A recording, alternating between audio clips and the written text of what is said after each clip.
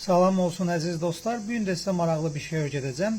Sonu 5 ilə qutaran 2 rəqəmli ədədlərin eynilərin bir-birinə vuranda belə bir qayda var. Yəni 45-i biz 45-ə vuranda, 65-i 65-ə vuranda daha asan yolla tapa bilərik. Burada çox asandır. 5-i 5-ə vurursan, yazırsan bura 25. 6-nı da 6-ya vurmuray. 6-nın bir dənə artığına vursan, 7-yə vursan, yazsan 42.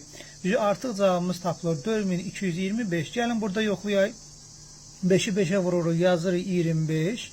7'ni 7'ye vurmayaq da, 7'ni bir dənə artığına vuraq. 8'e vururuq 56. 5625.